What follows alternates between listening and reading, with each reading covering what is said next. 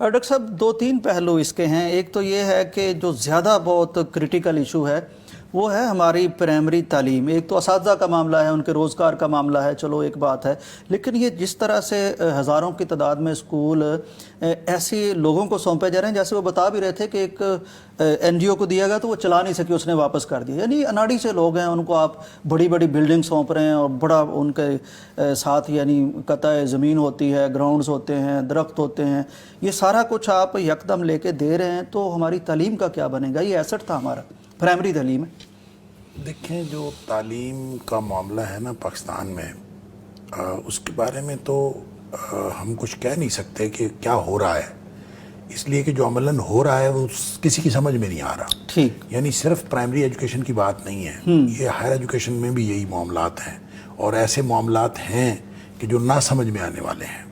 اور حکومت اس میں کیا چاہ رہی ہے, حکومت کی پالیسیز کیا ہیں. اب دیکھیں اسکول آؤٹ سورس کر کے ایک تو سمجھ آتی ہے کہ حکومت اپنے اخراجات کم کرنا چاہ رہی ہے, اور اخراجات کم کرنے کے لیے دیکھیں ایک ہمارا بہت پرانی بات ہے, یونیورسٹی میں ہمارا انٹرنل اور ایکسٹرنل ایگزام کا سسٹم تھا, تو ایک نئی انتظامیہ آئی اور انہوں نے آ کے جو انٹرنل ایگزامینر تھا اس کا رول ختم کر دیا.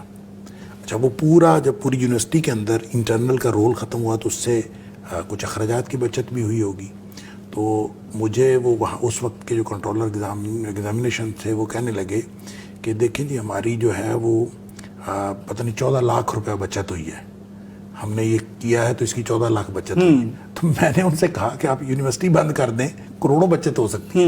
یعنی اس طرح کی بچت, یہ کیا بچت جو نقصان کر کے آپ کیا سوچتے ہیں کہ آپ قوم کا مستقبل تاریک کر کے بچت کر رہے ہیں؟ 13,000 اسکول آخر اس میں بچے پڑھ رہے ہیں, وہ آپ کی قوم کے بچے ہیں. اور اس سے پہلے 40,000 بھی کر دیا ہم نے. یہ رانا صاحب بالکل ٹھیک کہہ رہے تھے کہ یہ دیکھیں پرائمری ایجوکیشن جو ہے گورنمنٹ کی ذمہ داری ہوتی ہے, اور دیکھیں قومیں بنتی ہیں ایک نظریے کے اوپر, اور نظریہ بچوں کو پرائمری اسکول میں دیا جاتا ہے, اور پرائمری اسکول کے اندر جب بچوں کو آپ سب کو ایک جیسی ایجوکیشن دیتے ہیں, یعنی ایک پیج پر ہوں نا ہمارے بچے. ہاں ظاہر ہے قوم دیکھیں ایک رنگ کی قوم نہیں ہوتی, اور قوم جو ہے وہ ایک نظریے پر قوم بنتی ہے. بالکل, اور نظریہ بچوں کو پرائمری ایجوکیشن میں دیا جاتا ہے, اور پرائمری ایجوکیشن اب آپ آؤٹ سورس کر رہے ہیں تو اس کا مطلب ہے کہ جس این جی او کو آپ نے دے دیا اس کا اپنا سلیبس ہوگا, اس کی مرضی ہے, اس کا اپنا سلیبس ہے, وہ جیسے مرضی پڑھائیں, جس طرح کی مرضی ٹیچر رکھیں, جو مرضی کریں.